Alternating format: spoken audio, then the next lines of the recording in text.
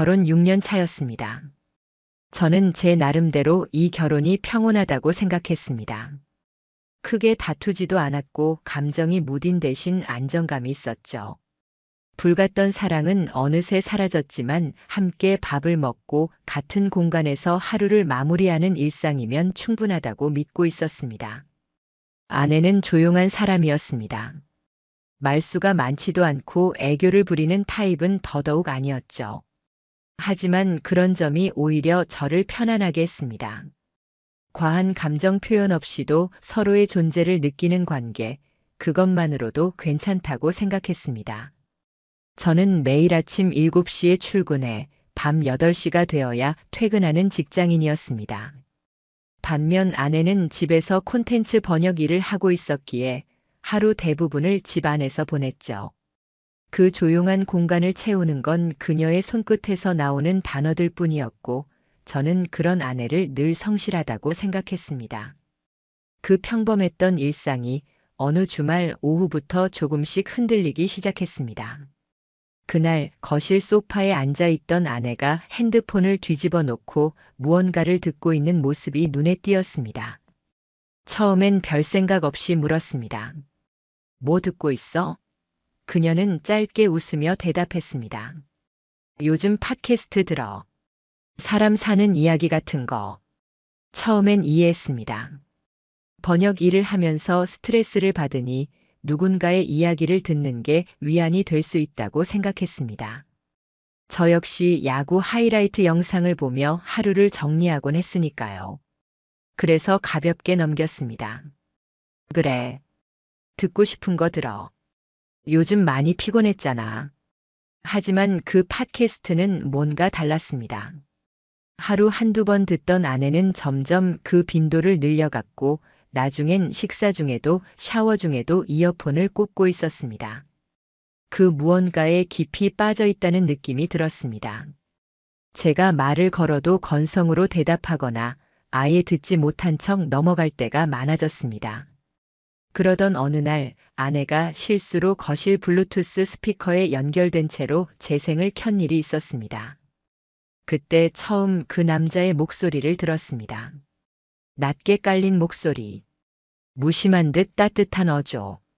그리고 무엇보다도 특정한 한 사람에게 속삭이는 듯한 말투. 그건 단순한 방송이 아니라 누군가에게 보내는 편지 같았습니다. 그 사람은 오늘도 퇴근하고 나면 소파에 쓰러지듯 앉아 숨만 쉴 거예요. 일하느라 고생했단 말 한마디 없이 그냥 조용히 피곤하다고 생각하겠죠. 그걸 지켜보는 나는 지쳐요. 진심으로. 그 말을 듣는 순간 등줄기에 서늘함이 느껴졌습니다. 너무 익숙했습니다. 퇴근 후 소파에 눕는 건 저였고 그 모습을 바라보는 건 아내였습니다.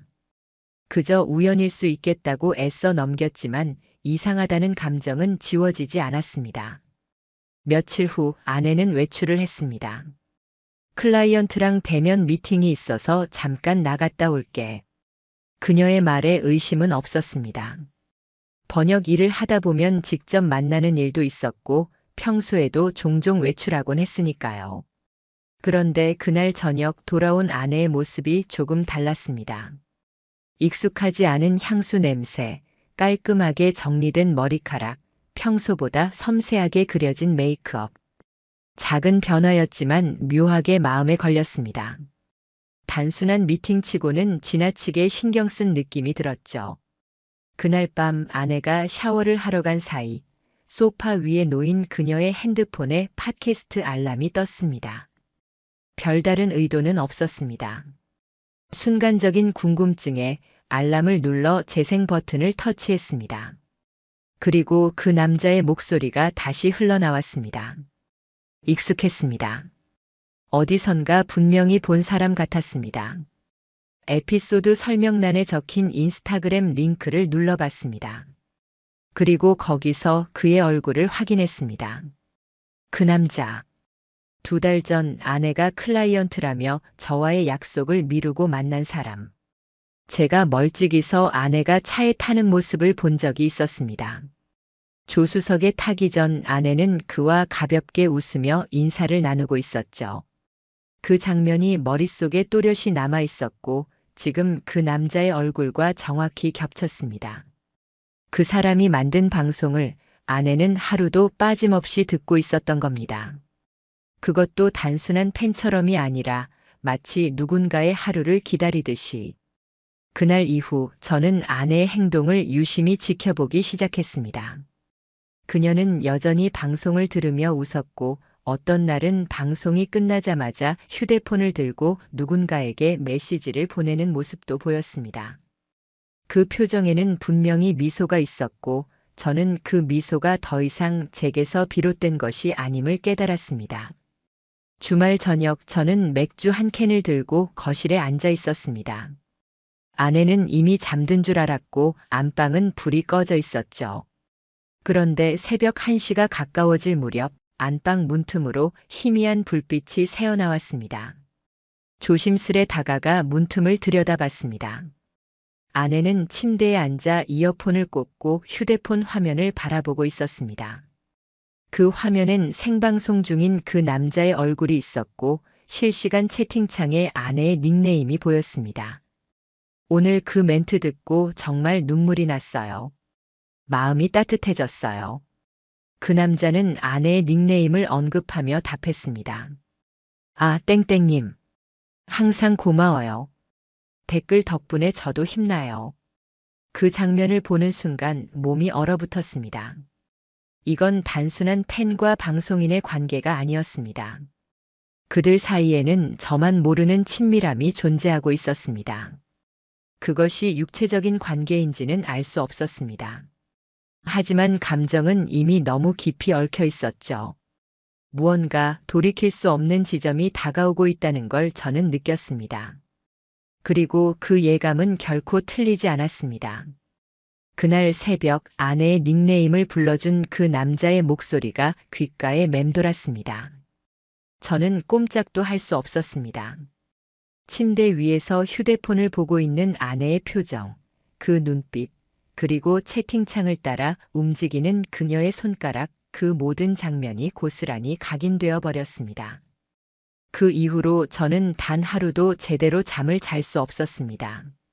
머릿속은 그 남자의 목소리로 가득했고 아내가 핸드폰을 꺼내 들기만 해도 가슴이 조여들었습니다. 질투라고 하기엔 그 감정은 너무 복잡했습니다. 분노와 배신 그리고 말할 수 없는 자괴감. 하지만 저는 애써 이 감정을 오해라고 여기고 싶었습니다. 그렇게 믿는 편이 훨씬 덜 아팠으니까요.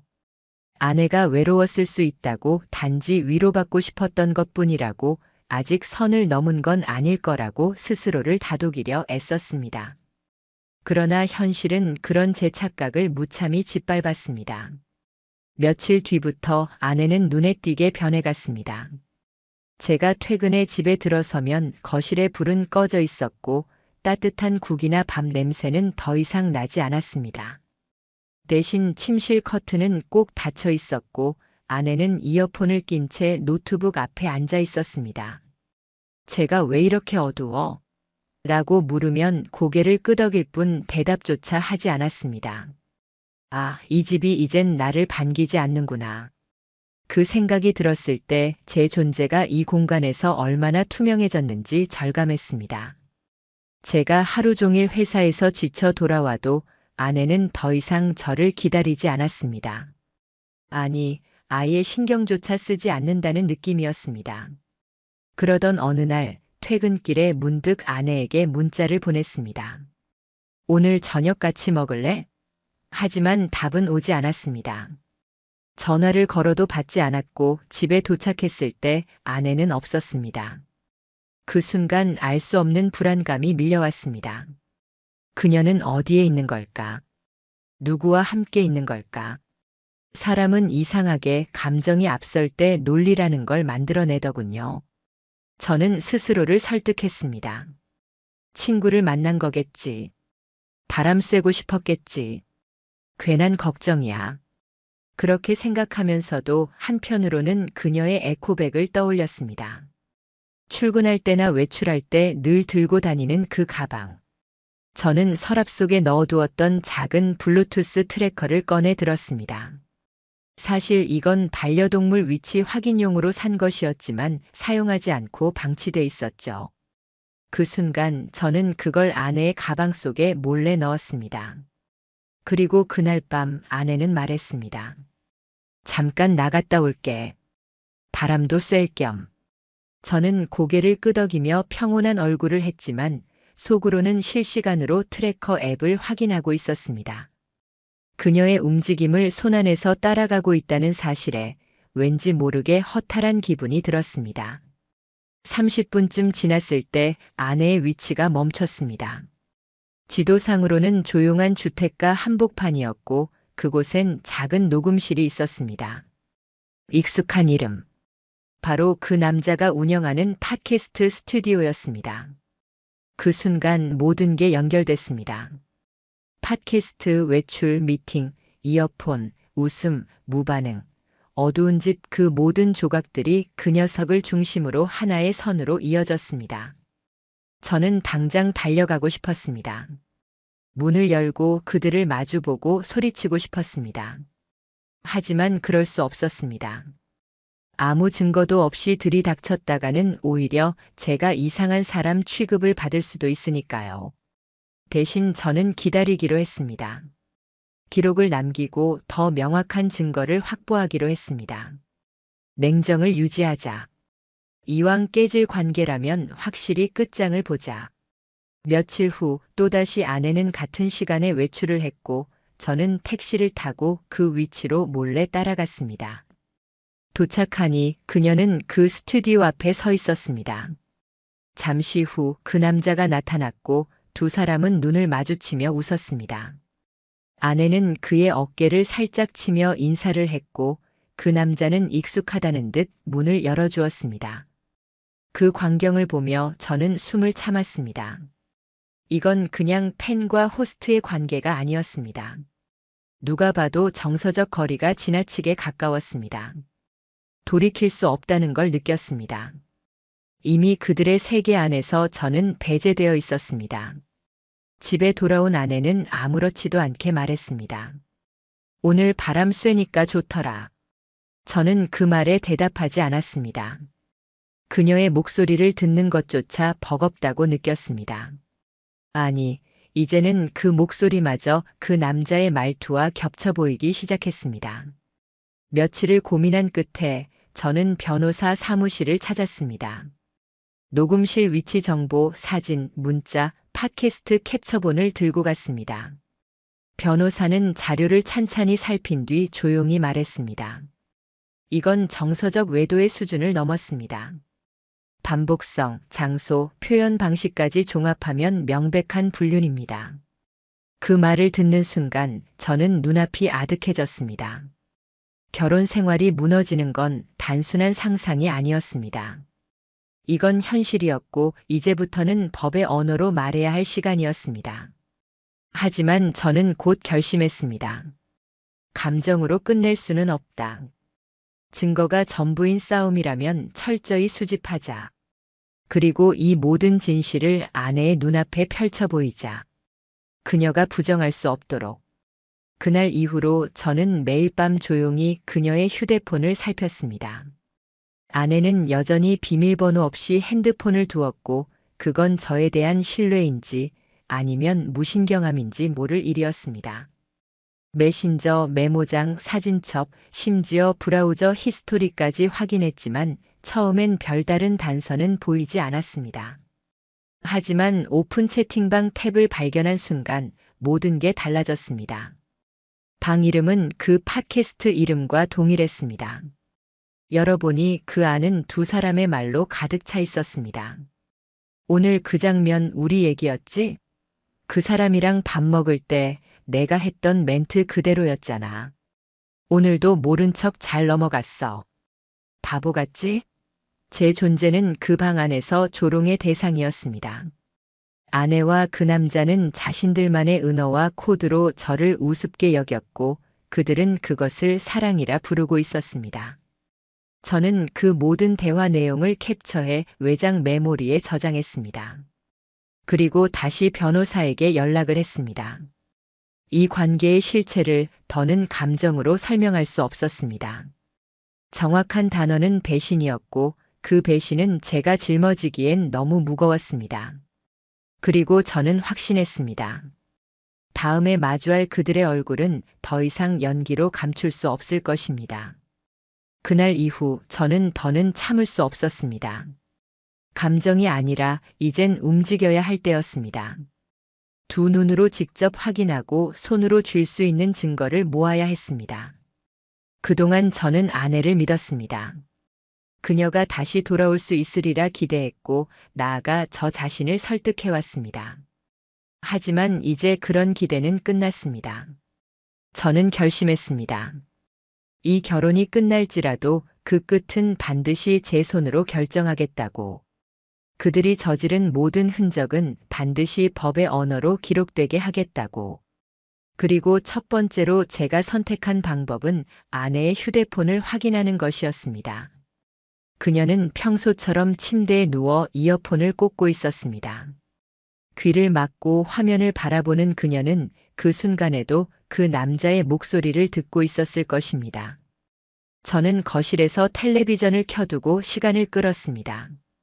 그날따라 화면은 무의미하게 지나갔고 소리는 아무 의미 없이 배경처럼 깔렸습니다. 새벽 2시 무렵 그녀의 숨소리가 일정해지는 것을 확인했습니다. 조심스럽게 안방 문을 열고 그녀의 휴대폰을 들고 나왔습니다. 거실 소파에 앉아 화면을 켰고 제 손끝은 식은땀으로 젖어 있었습니다. 심장이 조용히 그러나 빠르게 뛰고 있었습니다. 전화, 문자, 카카오톡, 인스타그램 DM, 메모장, 사진첩 모두 꼼꼼히 확인했습니다. 하지만 생각보다 정리가 잘 되어 있었고 겉으로 드러나는 것은 많지 않았습니다. 그 순간 문득 카카오톡의 오픈 채팅 탭이 떠올랐습니다. 그녀가 이전에 그 남자와 채팅한 공간이었습니다. 탭을 누른 순간 낯익은 방 이름이 다시 눈에 들어왔습니다. 그 팟캐스트의 제목. 방을 열어보는 순간 마치 시간 여행이라도 한 듯 지난 대화들이 쏟아져 내렸습니다. 오늘 목소리 진짜 미쳤다. 들으면서 심장이 멈추는 줄 알았어. 그 장면에서 했던 말, 우리 얘기였지? 당신이 내 이름 불러주는 순간 세상이 멈춘 느낌이었어. 눈앞이 캄캄해졌습니다. 그 안엔 저를 두고 나눈 비아냥도 있었습니다. 그 사람은 아직도 눈치 못 챘어? 어차피 마음은 떠났잖아. 몸이 남아있든 말든. 그 방은 불륜의 기록이었습니다. 은어와 감정을 곱게 포장한 단어들이었지만 저는 그 아래에 숨겨진 본심을 읽을 수 있었습니다. 그 순간 참았던 눈물이 흘렀습니다. 저는 고개를 들고 거실 천장을 바라봤습니다. 너무 많은 장면들이 떠올랐습니다. 결혼식 날 아내가 제게 건넨 미소, 이사 첫날 먹었던 배달 피자, 눈 내리던 밤같이 걷던 길 그 모든 게 다 거짓이었단 말입니까? 저는 그 채팅방의 모든 내용을 캡처했습니다. 그리고 외장 USB에 정리해 담았습니다. 이제는 되돌릴 수 없는 강을 건넜습니다. 다음 날 저는 변호사 사무실로 향했습니다. 상담을 도와줬던 변호사는 자료를 꼼꼼히 읽은 뒤 고개를 끄덕였습니다. 지금 단계에서는 민사 중심으로 가시는 게 좋겠습니다. 상간남 위자료 청구는 무조건 가능합니다. 이제부터는 준비의 시간. 저는 더 많은 증거를 모으기 시작했습니다. 그중 하나는 방송 녹취였습니다. 그 남자가 올린 팟캐스트 방송을 전부 다운로드해 보관했고 각 회차의 주요 멘트를 정리했습니다. 그 안에는 너무나 구체적이고 개인적인 말들이 담겨 있었습니다. 사랑이 끝나가는 사람들은요, 식탁을 비워요. 눈빛 없는 대화, 의미 없는 저녁. 사실 그건 이별의 예고죠. 그 멘트가 나간 방송은 아내가 저와 마지막으로 함께 저녁을 먹던 날 업로드된 것이었습니다. 그날 그녀는 저와 마주 앉아 아무 말 없이 밥을 먹고 끝나자마자 조용히 방으로 들어가 버렸습니다. 그 장면이 방송 멘트 속의 장면과 정확히 겹쳤습니다. 그 남자는 방송을 통해 아내에게 메시지를 보내고 있었던 겁니다. 아내는 매일같이 그 메시지를 받아들이고 있었고요. 며칠 후 택배 하나가 도착했습니다. 아내가 주문한 소형 마이크, 고정 거치대, 그리고 스튜디오 녹음 가이드북이 들어 있었습니다. 순간적으로 등골이 서늘해졌습니다. 이제는 단순히 듣는 걸 넘어 그녀가 그 방송에 출연하려 하고 있다는 걸 직감했습니다. 저는 마지막 단서를 찾기 위해 결심했습니다. 그 녹음실에 직접 들어가 보기로, 예약자 행세를 해서 그 내부를 확인해 보기로 말이죠. 스튜디오 예약은 생각보다 쉬웠습니다. 사이트에 들어가 이름과 시간을 적으면 끝이었습니다. 저는 녹음 체험을 하고 싶다고 적었습니다. 예약한 날 저는 차분하게 그곳을 찾았습니다. 정면에서 마주한 건물은 낡았지만 깔끔했고 외관보다 내부가 훨씬 정리돼 있었습니다. 직원이 저를 안내해 녹음실 안으로 데려갔고 그곳에서 저는 익숙한 장면을 마주했습니다.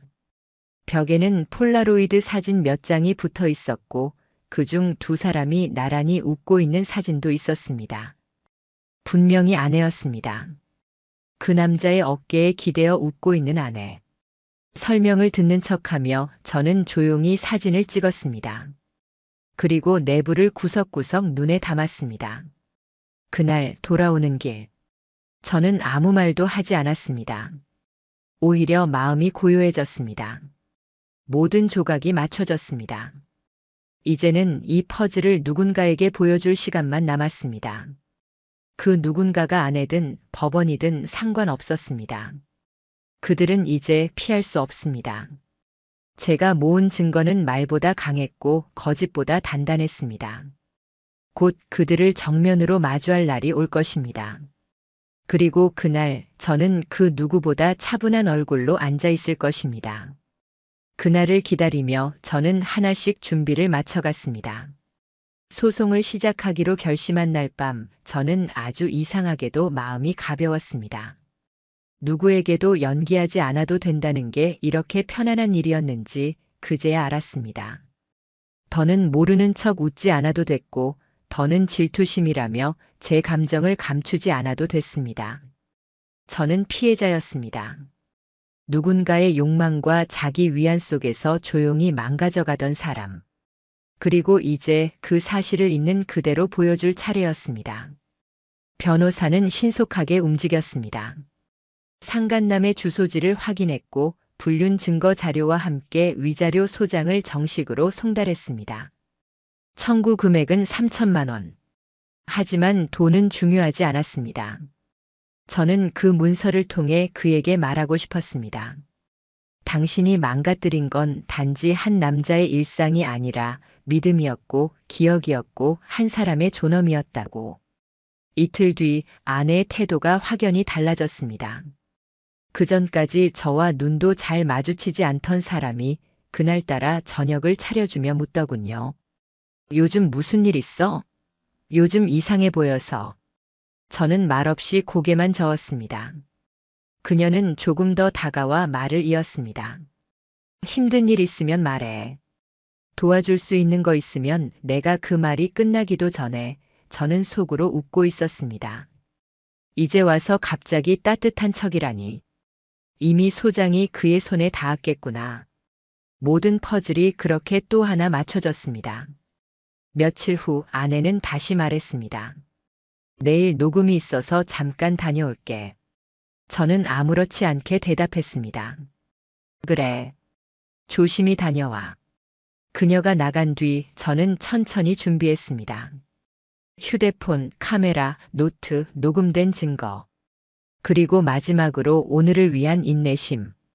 30분 후 저는 아내의 뒤를 밟아 녹음실이 위치한 동네로 향했습니다. 그 건물 근처의 작은 카페.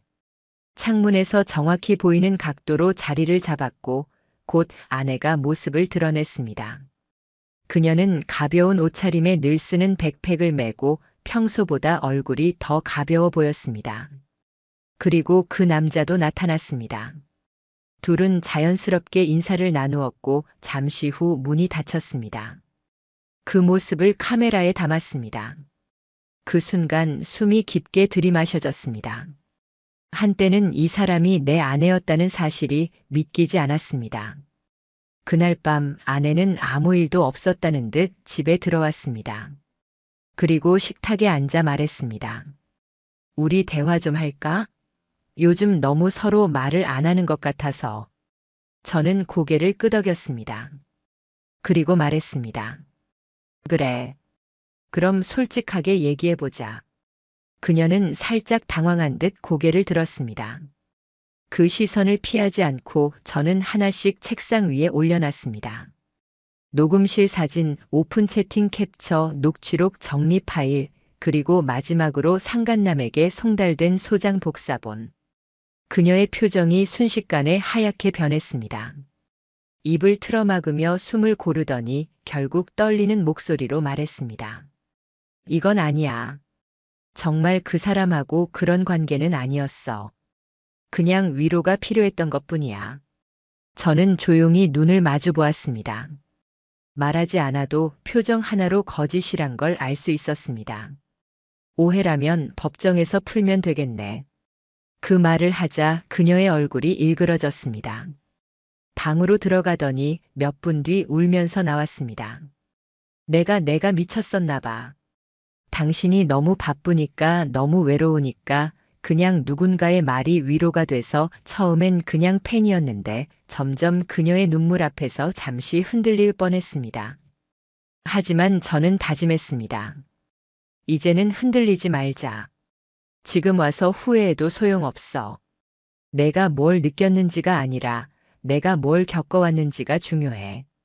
며칠 후 상간남 측에서 연락이 왔습니다. 합의금 500만 원. 그리고 이런 메시지가 담겨 있었습니다. 그녀와 감정적 교류가 있었던 건 사실입니다. 하지만 육체적인 관계는 없었습니다. 단지 비즈니스 파트너로 함께 작업했을 뿐입니다. 소송은 이미지에 큰 영향을 미치기에 원만한 해결을 원합니다. 저는 웃었습니다. 공적 방송이라는 플랫폼을 통해 사적인 감정을 암호처럼 전파해놓고 이제 와서 이미지 타격을 걱정한다고? 그 말에 저는 단호히 거절했습니다. 오히려 변호사에게 요청했습니다. 음성 분석 전문가를 통해 방송 멘트 중 불륜을 암시하는 내용들을 정리하자고. 그리고 그 자료들을 소장 보완 자료로 제출했습니다. 그날 이후 아내는 거의 말을 하지 않았습니다. 집에서도 눈도 마주치지 않았습니다. 그리고 어느 날 밤 10시 초인종이 울렸습니다. 현관 앞에는 그 남자가 서 있었습니다. 간절하게 말하더군요. 한 번만 얘기합시다. 진짜 이건 오해예요. 이렇게 끝내면 안 됩니다. 저는 문을 열지 않았습니다. 그 목소리를 다시 듣는 것만으로도 속이 뒤틀렸습니다. 아내는 방 안에서 벌벌 떨며 문 뒤에 서 있었습니다. 그녀는 아무 말도 하지 않았고 그도 결국 포기하고 돌아갔습니다. 다음 날 저는 아파트 관리사무소에 요청했습니다. 그 남자의 접근 금지 요청서를 정식 제출했고 접근 시 경고 조치를 취해달라고 했습니다. 이제 그들의 감정놀이는 법과 기록이라는 현실 앞에서 부서지기 시작했습니다. 감정에 기반한 판타지는 현실에 취약하다는 걸 그들도 뼈저리게 느끼고 있을 겁니다.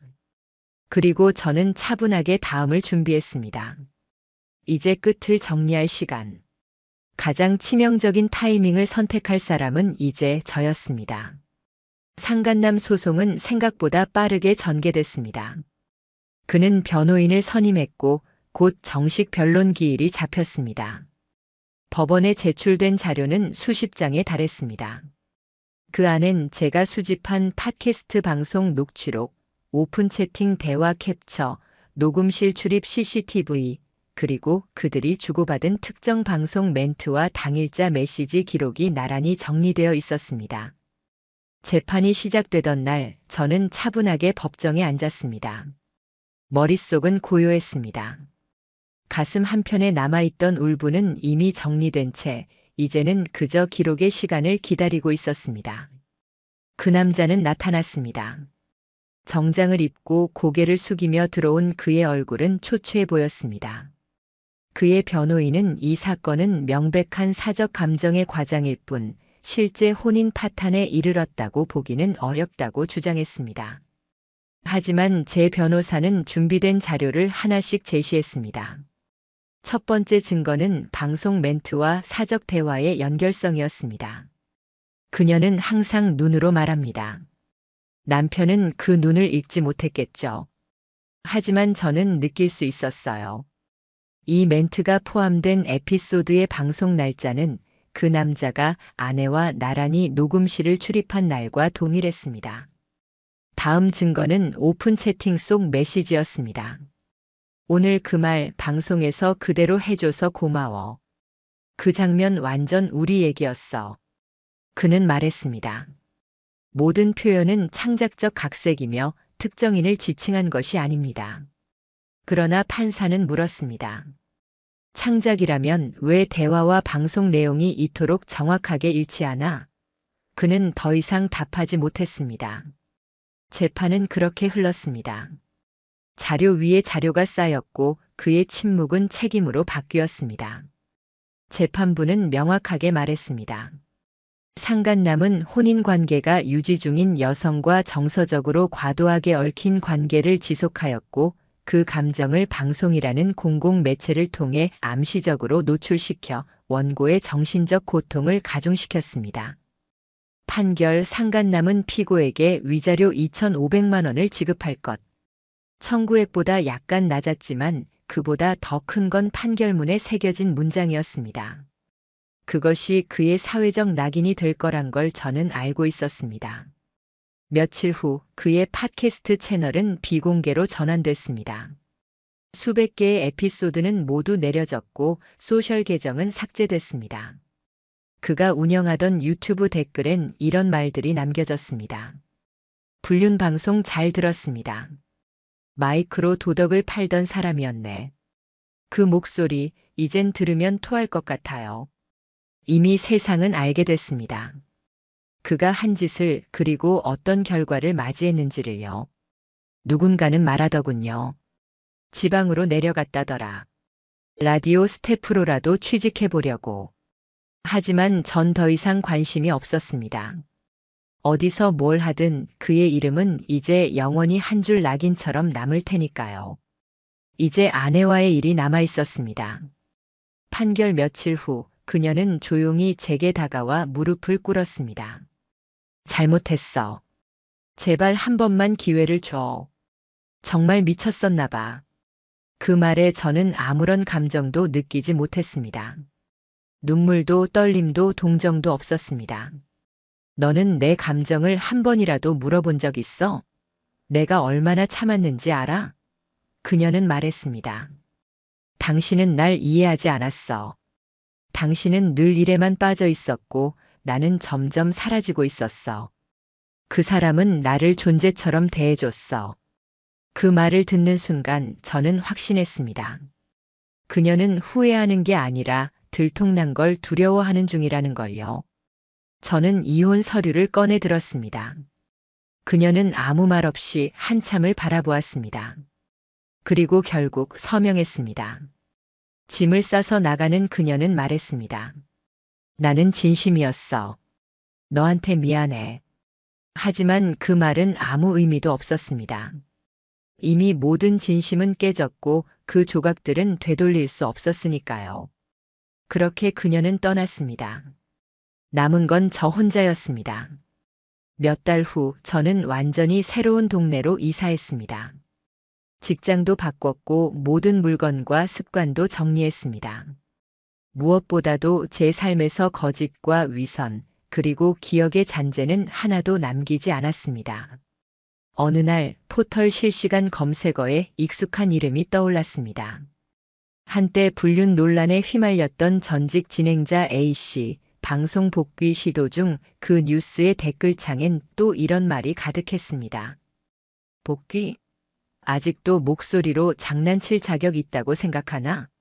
그 목소리 들으면 피곤해져요. 이제는. 그걸 보며 저는 조용히 웃었습니다. 그들은 지금 자기가 뿌린 씨를 수확하고 있는 중이니까요. 저는요, 이제 팟캐스트를 켜지도 않습니다. TV 소리도 줄였습니다. 어쩌면 이 조용한 집이 가장 큰 위로인지도 모르겠습니다. 그리고 저는 매일 스스로 다짐합니다. 다신 나 자신을 버리면서까지 누군가를 지키지 않겠다. 이제 제 삶의 중심엔 오직 나만 있습니다.